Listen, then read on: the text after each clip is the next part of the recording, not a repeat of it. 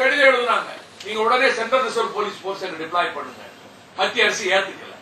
நான் நேரடியாக டிசம்பர் 5ஆம் தேதி பிரதமரை சந்தித்த போது அணையை உடைக்கணும்னு முயற்சி பண்றாங்க, நீங்க உடைக்க விட்டீங்கன்னா இந்தியாவை உடைஞ்சு போயிடும், நீங்க சென்ட்ரல் ரிசர்வ் போலீஸ் போர்ஸ் போடுங்க போது நாங்க கேரளா சர்க்கார் ஒப்புதல் இல்லாமல் செய்ய முடியுமா என்று யோசிக்கிறேன்.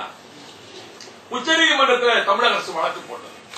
உச்சநீதிமன்றம் சுப்ரீம் மத்திய சர்க்காரை கேட்டுட்டு மத்திய சர்க்கார் எவ்வளவு திறமையா சூழ்ச்சியா தந்திரமா நடந்துக்கிறாங்க. கேரள சர்க்கார் ஒப்புக்கொண்டால் அல்லது உச்சநீதிமன்றம் உத்தரவிட்டால் நாங்க சென்ட்ரல் போலீஸ் போர்ஸ் அனுப்ப முடியும் சொல்லி மத்திய சர்க்கார் தெரிவித்தது உச்சநீதிமன்றம். உச்சநீதிமன்றம் கேரளா போலீஸை பார்த்துக் கொள்ளும் பாதுகாக்கும் என்று முடிவெடுத்தது நமக்கு மிகுந்த அதிர்ச்சியை தந்தது. மிகப்பெரிய அதிர்ச்சி நமக்கு. அப்ப அணையை பாதுகாக்க என்ன வழி? அதனால தமிழர்கள் கொந்தளிச்சு எழுந்திருச்சிருக்காங்க. எவ்வளவோ நஷ்டத்துக்கு தங்களுக்கு வந்தாலும் பரவாயில்லைன்னு வியாபாரிகள் போராட்டத்தில் ஈடுபடுறாங்க, கடையடைப்பு செய்யறாங்க, பொருட்களை நாங்களே அனுப்ப மாட்டோம் முடிவெடுக்கிறாங்க. யாருமே மறிக்காமலே நாங்க அனுப்ப மாட்டோம் என்று தமிழகத்தினுடைய கோவை மாவட்டத்தில் போகிற சாலைகளிலே, அதே போல இங்கே இருந்து நாமக்கல் பகுதியில இருந்து கூட முட்டையிலிருந்து பாலில் இருந்து எந்த பொருளை அனுப்ப மாட்டோம் என்று, இதனால் நமக்கு நட்டம் வரும் என்றாலும் கூட மக்களாக முடிவெடுக்கிறார்கள். இதைத்தான் நாங்கள் எதிர்பார்த்தோம், இதைத்தான் பிரச்சாரம் செய்தோம். எனவே பிரச்சனைக்கு தீர்வு என்பது கேரளம் இப்பொழுது இந்த பிரச்சனைக்கு எப்படி, அதாவது அங்கிருந்து உமன் சாண்டி இவருக்கு முன்னாள் முதல்வருக்கு கடிதம் எழுதுறது, முன்னாள் முதல்வர் இவருக்கு கடிதம் எழுதுறது, இதெல்லாம் பத்திரிகைகள் வருது. பிரச்சனைக்கு தீர்வு என்பது ஒண்ணுதான். அணையை உடைப்போம் என்ற எங்கள் முடிவை கைவிட்டு விட்டோம். We have totally abandoned the move to demolish the dam. நாங்க அந்த பிளானை ரத்து பண்ணிட்டோம். புதிய அணையெல்லாம் இப்ப கட்ட மாட்டோம். நாங்க உச்சநீதிமன்றத்தின் தீர்ப்புக்கு கட்டுப்படுவோம் என்று கேரளம் ஒரு முடிவு எடுக்கணும். இதுதான் தீர்வு. இது இல்லாம அணை கிட்ட வரலாம் அப்படியே நினைத்தால் இதை விட இன்னும் பல மடங்கு விபரீதமான நிலைமை ஏற்பட்டுள்ளலாம். இதை பல ஆண்டுகளாக நாங்கள் எச்சரிச்சுட்டு வந்திருக்கிறோம். ஆகவே இதற்கு தீர்வு என்பது பாலிசின் டேர்கோர் அவங்கதான் முடிவெடுக்கணும். நாங்க அணையை உடைப்போம், அணையை உடைத்து அந்த டெப்ரிஸ கொண்டு போய் நாங்க ரோடு போடுவோம் கேரளா நீர்வள அமைச்சர் சொன்னார். நான் கேரளத்தை சேர்ந்த என் நண்பர் தொலைபேசியில பேசிய பொழுது ஒருவர் முக்கியமான பொறுப்பிலே மத்திய அரசில் இருக்கிறார்.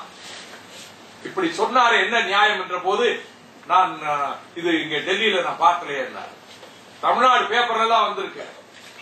உடைத்து நொறுக்கப்பட்ட அந்த சிதறல் பொருட்களை கொண்டு போய் நாங்கள் ரோடு போடுவோம்னு சொன்னார். இதற்கு பிறகு தமிழ்நாடு எப்படி பொறுமையா இருக்கும்? இது எங்களுக்கு வாழ்வு, எதிர்கால வாழ்வு. உங்களுக்கு ஒரு உயிருக்கும் ஆபத்து வரப்போறது இல்ல, உடையவே உடையாது. நீங்க உடைச்சீங்கன்னா அதன் பிறகு எங்களுடைய எதிர்காலம் என்ன? ஆகையினால தான் இப்பொழுது இவர்கள் நாங்க இந்த திட்டத்தை நாங்கள் கைவிட்டு விட்டோம், நாங்கள் முயற்சிக்க மாட்டோம். இல்ல அப்படிதான் யாரும் கட்டுப்படுத்த முடியாது. ஏற்கனவே 2 உயிர்கள், இளம் உயிர்கள், அது இடிமுழக்கம் சேகர் சீலையம்பட்டியை சேர்ந்த ஒரு தம்பி, அதே போல இன்னொரு தம்பி ராமமூர்த்தின்னு சின்னமனூர்ல விஷமறித்து இறந்து விட்டார். ஒரு தம்பி ஜெயபிரகாஷ் நாராயணன் உயிர் ஊசலாடுற நிலைமையில இருக்கிறார். நேற்று நான் மருத்துவமனையில போய் பார்க்கிறேன். தீக்குளிச்ச அன்றைக்கு உடனே அப்போலோவுக்கு அனுப்ப சொல்லி அதிகாரிகள்கிட்ட நான் பேசினேன். அரசாங்கம் உடனடி அனுப்புனது. அன்று இரவும் நான் போய் சாப்பிட்டேன். மறுநாள் போராட்டத்தன்னைக்கும் பார்த்தேன். அதுக்கு மறுநாள் பார்த்தேன். 4 முறை பார்த்துட்டேன். ஒவ்வொரு முறை போய் பேச பார்க்கும்போது எழுந்துச்செல்லாம் உட்கார்ந்தார். இப்ப அவர் அசைவு இல்லாம இருக்கிறார். பேச்சு கொடுத்தார், கண்ணை மட்டும் அப்படின்னு சொல்ல. அந்த தம்பி என்ன சொன்னார் தெரியுமா?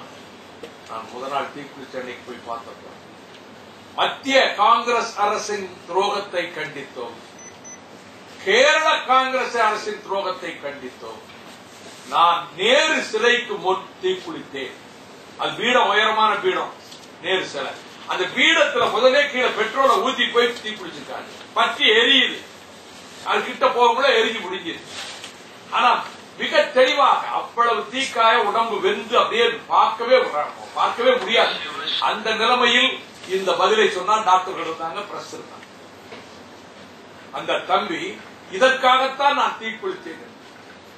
இதற்கு பிறகும் காங்கிரஸ் தலைமையிலான அரசு, அதிலும் கேரள அதிகாரிகளினுடைய பிடியிலே சிக்கியிருக்கின்ற மன்மோகன் சிங் அரசு, ஐக்கிய முற்போக்கு கூட்டணி அரசை இயக்குகின்ற சோனியாவின் தலைமை, அவர்கள் முழுக்க முழுக்க, நான் ஒரு வேற்றுமைப்படுத்தி பேசல, இன்றைக்கு எடுக்கின்ற ஒவ்வொரு நடவடிக்கையும் தமிழகத்துக்கு இவ்வளவு பெரிய கேடு செய்வதற்கு மத்திய அரசு முனைந்திருக்கிற போது, இதற்கு பிறகுதான் வெந்த புண்ணில் வேல் பாய்ச்சுவதை போல டிசாஸ்டர் மேனேஜ்மெண்ட் அத்தாரிட்டி, அது முல்லை பெரியாறுல அது ஒரு இடிஞ்சு போனா, அது பூகம்பம் இடிஞ்சா, அப்ப அதுக்கு என்ன ரெஸ்பான்ஸ் நடவடிக்கை என்பதற்கு ஆய்வு செய்ய குழு அமைத்தோம் என்று சொன்னது, இதை விட ஒரு கொடூரமான ஒரு துரோக செயல் இருக்க முடியாது.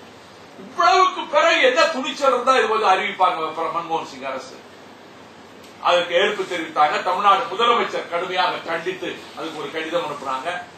நான் மிக மிக கடுமையான வார்த்தைகளை, இதுவரை பயன்படுத்தாத வார்த்தைகளை பயன்படுத்தி நான் கூட ஒரு கடிதம் அனுப்புறேன். ஆனால் தமிழ்நாட்டினுடைய கொந்தளிப்பு ஓரளவு அவங்களுக்கு உணர்ந்ததுனால நான் இங்க வந்துவிட்டு போன பிறகு இப்ப நிறுத்தி வச்சிருக்கோம்.